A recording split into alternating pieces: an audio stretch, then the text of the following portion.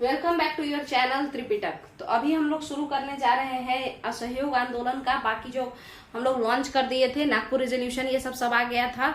तो अब हम लोग जो है स्प्रेड ऑफ द मूवमेंट यानी जो आंदोलन है उसका विस्तार कैसे कैसे हुआ, क्या क्या उसमें हुआ, उस पर बात करेंगे।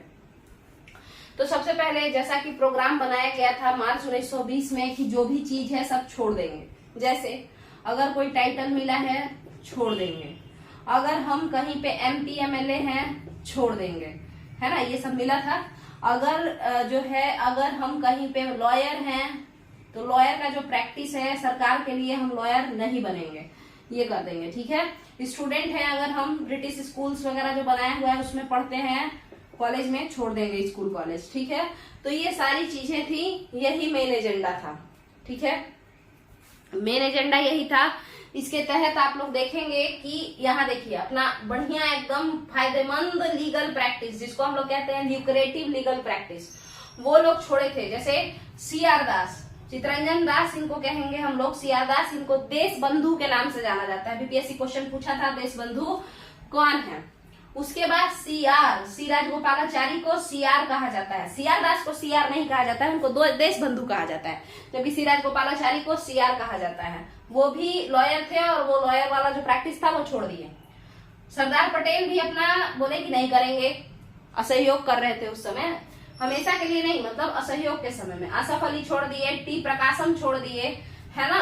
तो ये सारे लोग थे। अब आप लोग बताइए नीचे कमेंट में T प्रकाशम को का उपनाम क्या था, निकनेम उनका क्या था, आप लोग बताइए कमेंट में। तो इस तरीके से हमने देखा कि लॉयर वगैरह जो है ये लोग जितने भी थे सारे लोग छोड़ दिए।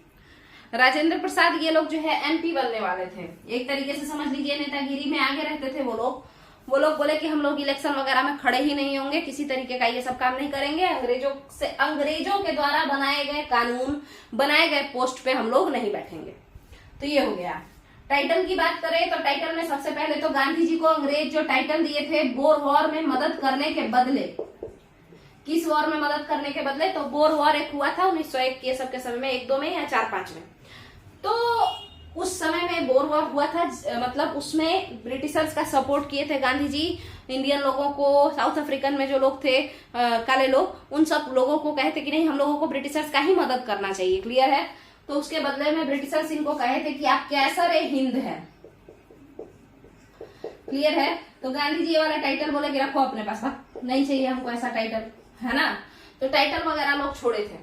तो ये सब जो था यही एजेंडा था, यही प्रोग्राम था। इसके अलावा था स्वदेशी अपनाना है, मतलब सामान भी हम लोग अपना करेंगे, अपना यूज करेंगे, है ना। तो देखिए बात ऐसा है कि महंगाई वर्ल्ड वॉर के चलते बहुत ज्यादा बढ़ गई थी, है ना। तो वर्ल्ड वॉर के चलते जब महंगाई बहुत ज्यादा बढ़ गई थी तो इसीलिए हम लोग कहे गांधी जी का ये बात जो बोले थे वो गांधी जी वो सही में लोग एक्सेप्ट किए। पैसा होता तो फिर से कोट बूटी लोग पहनता, कोई धोती पहन के नहीं घूमता और खादी का कपड़ा, बट पैसा भी कम था। और दूसरा जालियांवाला बाग ये सब प्रॉब्लम जो था उससे लोगों के बीच में एक देशभक्ति की भावना भी जग चुकी थी, तो इस वजह से भी, ठीक है। तो यहाँ पे स्वदेशी वाला जो बात था तो उसके वजह से विदेशी कपड़ों को जलाया गया,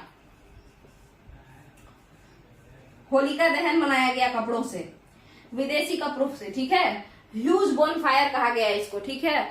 कपड़ों को जलाया गया। हालांकि विदेशी कपड़ों को जलाना, विदेशी सामानों को जलाना, इसको रविंद्रनाथ टैगोर इसका क्या किए, क्रिटिसाइज किए इस बात को कि भाई तुम्हारा पैसा लगा है, अब तो तुम उसको पैसा दे ही दिए तो ये कपड़ा क्यों जला रहे हो, ये केवल निष्ठुर बर्बादी है, ठीक है, मतलब बेफिजूल की बर्बादी है ये। यहाँ तक का क्लियर है। तो विदेशी कपड़ों को जलाया गया। हालांकि रविंद्रनाथ टैगोर ने कहा कि विदेशी कपड़ों को जलाना तुम्हारे लिए ही घाटा है, क्योंकि तुम अब इसको खरीद चुके हो, पैसा तुम्हारा जा चुका है, इससे अच्छा है कि आगे कपड़ा मत खरीदना, ठीक है, विदेशी कपड़ा। तो यहाँ तक ये हो गया। अब हमने कहा कि ये सब छोड़ दो, लोग छोड़ भी दिए, बट उसके बाद क्या हुआ उसको भी देखना है। तो उसके बाद हुआ कि ये जो बड़े बड़े लोग थे ये लोग अपना कहीं कहीं बोले, आपस में बात किए और बाद में पता चला कि स्टूडेंट्स जो हैं पढ़ाई छोड़ दिए। जैसे जयप्रकाश नारायण भी कॉलेज में एग्जाम था पटना यूनिवर्सिटी में, 5 दिन पहले भागा। तो कहने का मतलब क्या है कि जब स्टूडेंट्स पढ़ना छोड़ दिए हैं, चाहे वो स्कूल के हो या कॉलेज के हो, देखिए स्कूली बच्चों को इतना ज्यादा इन्वॉल्व नहीं किया गया था, कॉलेज के बच्चों को ज्यादा इन्वॉल्व किया गया था। कॉलेज के बच्चों को ज्यादा इन्वॉल्व क्यों किया गया था? क्योंकि कॉलेज के बच्चे यूथ होते हैं, वही आंदोलन को बढ़ा सकते हैं। स्कूल के बच्चे तो बेचारे पैंट पहन के, वो बेचारे मतलब उनका ऐसा है कि पैंट और शर्ट पहनाने के लिए तो मम्मी का मदद लेना पड़ता है, तो वो क्या ही कॉलेज ये आंदोलन में अपना योगदान देंगे। तो कॉलेज के बच्चों पे फोकस किया गया था। हालांकि इन बच्चों का पढ़ाई बर्बाद ना हो इसलिए कई सारे कॉलेज खोले गए। जैसे आप लोग देखेंगे यहाँ पे लिखा हुआ होगा, ये रहा जामिया मिलिया इस्लामिया यूनिवर्सिटी जो खुला अलीगढ़ में, बाद में ये दिल्ली शिफ्ट हो गया, मगर ये खुला था अलीगढ़ में, मुसलमानों के लिए था एक तरीके से कि जितने भी मुसलमान खिलाफत और सहयोग में मदद कर रहे हैं यूथ, वो लोग यहाँ आके पढ़ सकते हैं। बिहार विद्यापीठ आपका जो जीरो माइल जो गया पटना गया बाईपास रोड है, वहां पे खुला था ये बिहार विद्यापीठ, गांधी जी खुलवाए थे इसको। और इसके क्या क्या थे, कौन प्रेसिडेंट थे, ये सब हम बिहार स्पेशल सीरीज कंप्लीट हो चुका है मॉडर्न बिहार का, उसमें आप लोग देख लीजिएगा, कुछ 22-23 वीडियो बना होगा। फिर गुजरात विद्यापीठ बना और काशी विद्यापीठ बना, ये सब असहयोग आंदोलन का ही रिजल्ट है। स्टूडेंट्स को बोला गया कि आप लोग यहाँ पढ़ सकते हैं। क्लियर है? इसके बाद क्या हुआ, तो इसके बाद हम लोग देखते हैं कि ये सब तो चल ही रहा था। अब बोले कि कपड़ा अपना पहनेंगे, विदेशी कपड़ा नहीं पहनेंगे, तो कपड़ा बनाने के लिए चरखा होना चाहिए, कपड़ा खरीदने के लिए पैसा होना चाहिए। तो उसी चरखा के लिए अलग अलग जगहों पे कपड़ा बनाने के लिए चरखा चाहिए, तो चरखा कमेटी बनाया गया। क्लियर है? और ये चरखा कमेटी पैसा वसूलती थी, लोगों से चंदा वसूलती थी चरखा खरीदने के लिए, और उस चरखा से फिर ये सारे लोग मिलकर के कपड़ा बनाते थे, धोती वगैरह ये सब। और यहाँ पे आप लोग देखेंगे कि चूंकि तिलक तो 1 अगस्त 1920 जिस दिन एनसीएम यानी नॉन कोऑपरेशन मूवमेंट लॉन्च हुआ था, उसी दिन तिलक का देहांत हो गया, तो तिलक के नाम पे तिलक स्वराज फंड बनाया गया। ये फंड था इसीलिए कि इससे चरखा खरीदा जाएगा इस पैसे से, और स्वदेशी काम को किया जाएगा, जैसे स्कूल बनवा देंगे, मतलब ताकि स्वदेशी प्रमोट हो, ज्यादा से ज्यादा लोग भारतीय चीजों से जुड़े, इस पैसा से यही किया जाएगा। ये फंड कब बना था, तो 31 मार्च 1921 ईस्वी को बना था। इस फंड में करोड़ों रुपए जमा हुए। गांधी जी को अंदाजा तक नहीं था, उनको लगा था कि कुछ रुपया मिलेगा, बट नहीं, 1 करोड़ के लमसम रुपया इस फंड में जमा हुआ था। तिलक का इतना फैन फॉलोइंग था। इसमें से गांधी ने कहा कि इस फंड का जो पैसा है उसको यूज किया जाएगा 20 लाख चरखा बनाने में। क्लियर है? तो ये हो गया एक चीज, ये हुआ। और क्या हुआ था, ये लाइन बाय लाइन आप लोगों को रटना पड़ेगा, ठीक है? और क्या हुआ था, तो जब प्रिंस ऑफ वेल्स आए, जब सब चीज का हम बहिष्कार ही कर रहे हैं, तो ब्रिटेन के आदमी का क्यों ना बहिष्कार करेंगे। तो जब प्रिंस ऑफ वेल्स आए नवंबर 1921 ईस्वी में, तो प्रिंस ऑफ वेल्स को देख करके बॉम्बे में उतरे ना, तो सब लोग काला झंडा दिखाया और हड़ताल किया पूरे भारत में प्रिंस ऑफ वेल्स के खिलाफ, भारत बंदी किया। क्लियर है? और इसके अलावा क्या क्या हुआ, तो ये सब चीज तो असहयोग आंदोलन के प्रोग्राम के अकॉर्डिंग हो रहा था। जो प्रोग्राम था ये सब जो मार्च 1920 में गांधी जी बनाए थे, मार्च 1920 में ही गांधी जी जो नहीं बनाए थे, कल वाले वीडियो में देखिए आप लोग, वो पहले प्रोग्राम बनाए थे कि ये करना है। मगर एक चीज इस प्रोग्राम से बाहर भी हुआ, और वो चीज क्या था, तो देखिए यूपी और बिहार के लोग, या बेसिकली कहिए जो गरीब लोग होते हैं, गरीब लोगों को ये आंदोलन, वो आंदोलन, ये वो पॉलिटिक्स, ये सब नहीं पता चलता है। गरीबों के मन में क्या होता है कि मेरा जो पैसा जा रहा है बिना मतलब का, जैसे टैक्स देना किसको पसंद होगा, गरीब के पास उतना पैसा होता ही नहीं है कि वो टैक्स भी दे। तो यूपी बिहार के लोग ज्यादातर, और खास करके आप कह लीजिए जो फार्मर रीजन वाला जो क्षेत्र था, है ना, वो लोग ज्यादातर टैक्स से रिलेटेड ही कैंपेन करते थे। तो ये वाला तो देखिए सविनय अवज्ञा आंदोलन में तो था ही कि हम लोग कर नहीं देंगे, है ना, उसमें था ऐसा बात, बट इसमें तो ऐसा नहीं था। इस वाले प्रोग्राम में तो टाइटल के बारे में था कि टाइटल छोड़ देंगे, अगर कहीं पे हम लोग कोई एमपी एमएलए है तो पोस्ट छोड़ देंगे, ये सब था ना। मगर यूपी और बिहार में नो टैक्स कैंपेन भी चला कि हम लोग कर भी नहीं देंगे, पीटना है पीट लो, मारना है मार लो, हम कर नहीं देंगे। गांव के लोगों ने ज्यादा ऐसा किया, और सिर्फ यूपी बिहार के ही लोगों ने नहीं। यहाँ देखिए यूपी में नो टैक्स चला, आपके बिहार में भी इस बात को लेकर हुआ कि टैक्स नहीं देंगे। असम में टी लेबरर्स, जो टी लेबरर्स होते थे, तो ये लोग भी एक तरीके से फार्मिंग वाले ही सेक्टर में हुए, वो लोग भी स्ट्राइक पे चले गए कि हड़ताल किए। वो काम के वजह से उनको 12-12 घंटा खटवाया जाता था, पैसा काफी कम दिया जाता था, तो इसीलिए वो लोग हड़ताल किए। फिर मिदनापुर के किसानों ने भी क्या किया, तो हड़ताल किया, मतलब टैक्स के लिए। इन्होंने काम के लिए स्ट्राइक किया कि काम ज्यादा हो रहा है, मगर मिदनापुर के किसानों ने क्या किया, टैक्स नहीं देंगे इसके लिए हड़ताल किया। फिर यूपी के किसानों ने भी किया। यहाँ तक कि आंध्र प्रदेश में कोई एक चिरापल्ला ऐसा करके कुछ एक विलेज था, गंटूर डिस्ट्रिक्ट में, आप लोग पढ़िएगा, लुसेंट में भी शायद हो, तो उसमें कोई एक विलेज था, आंध्र प्रदेश के गंटूर डिस्ट्रिक्ट में एक विलेज था। तो वहां पे भी क्या हुआ, वहां पे भी रिवॉल्ट हुआ इसी चीज के लिए कि हम लोग टैक्स नहीं देंगे।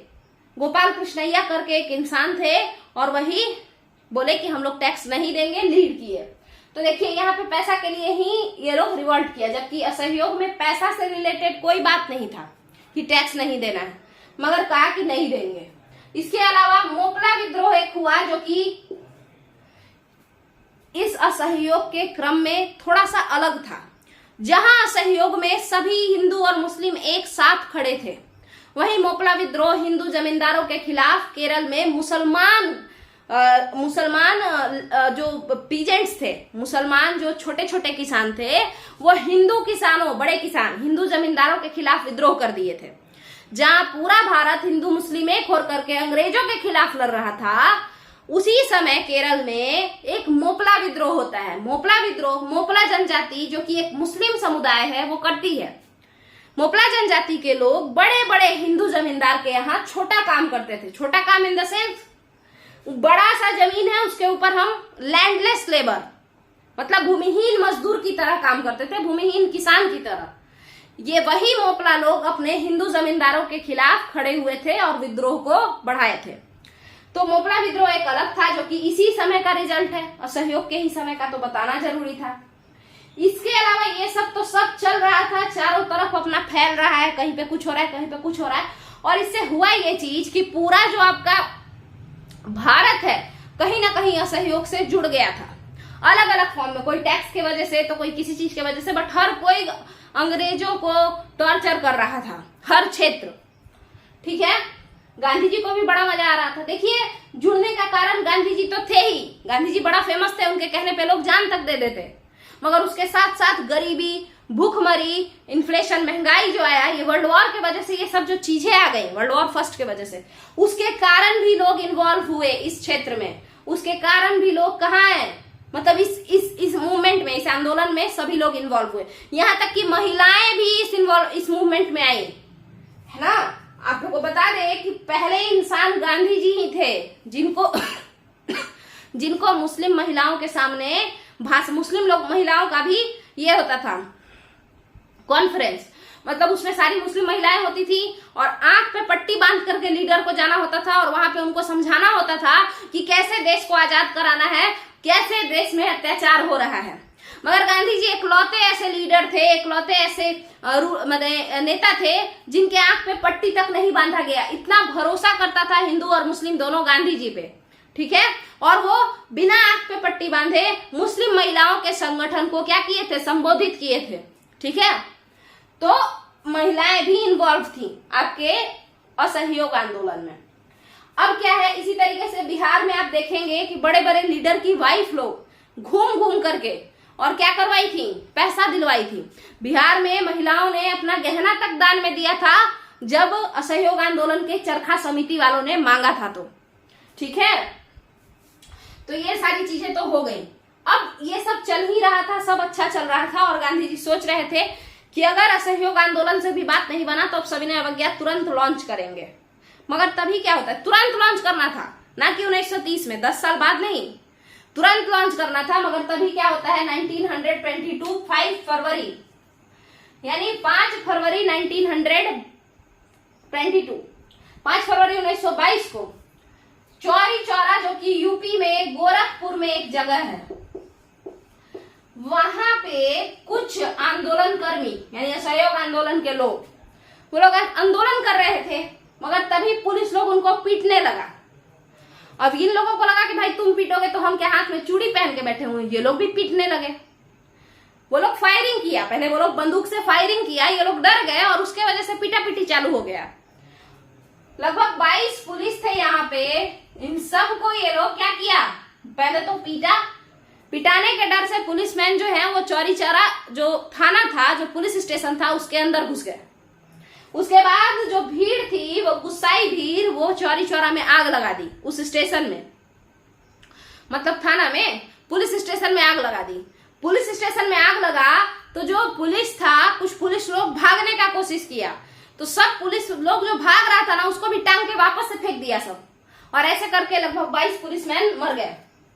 और ये कारण हुआ, और इसके वजह से एक सप्ताह बाद 12 फरवरी 1922 को बारडोली गुजरात में गांधी जी कांग्रेस वर्किंग कमेटी से मिलते हैं और कहते हैं कि अभी भारतीय जनता अहिंसक विद्रोह के लिए, यानी नॉन वायलेंट मूवमेंट्स के लिए तैयार नहीं है, तो इसीलिए हम इस विद्रोह को रोकते हैं।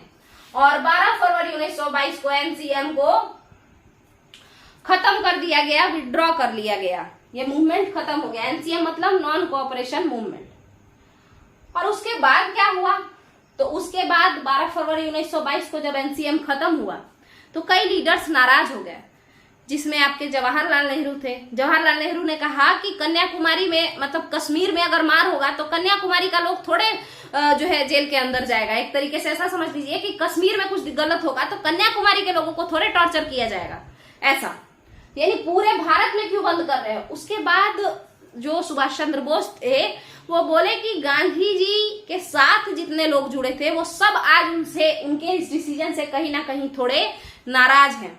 सुभाष चंद्र बोस को भी ये जो आइडियोलॉजी था, ये गांधी का जो, मतलब ये जो गांधी का जो ये आइडिया था कि वापस ले लेते हैं विद्रोह को, रिवॉल्ट को, असहयोग आंदोलन को बंद कर देते हैं, उनको नहीं पसंद आया। क्योंकि आपको बता दें कि सुभाष चंद्र बोस अपना आईसीएस, पुराना जमाना में आईएएस के जॉब को कहते थे, यूपीएससी का जो जॉब निकाले थे, आईएएस थे वो, और उस जॉब से रिजाइन करके लड़ने आए थे ये असहयोग आंदोलन में, क्रांतिकारी बनने।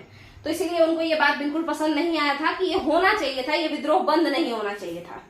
जबकि कुछ मार्क्सिस्ट लोग, मार्क्स को पसंद करने वाले लोगों ने कहा कि गांधी जी जमींदारों के खिलाफ नहीं जाना चाहते थे, क्योंकि अब ना तो ये एमपी टाइटल वगैरह से नहीं हो रहा था, लोग टैक्स देना ही बंद कर दिए थे और लोग जमींदारों से लड़ने लगे थे। तो इसी वजह से गांधी जी जमींदारों को, बड़े अमीर लोगों को सपोर्ट कर रहे थे, और इसीलिए वो क्या किए, तो विद्रोह को वापस ले लिए। हालांकि ये कोई लॉजिक उतना बना नहीं, मगर फिर भी जैसा उन्होंने कहा, मार्क्सवादी विचारधारा के लोगों ने, हम वो भी बता दिए।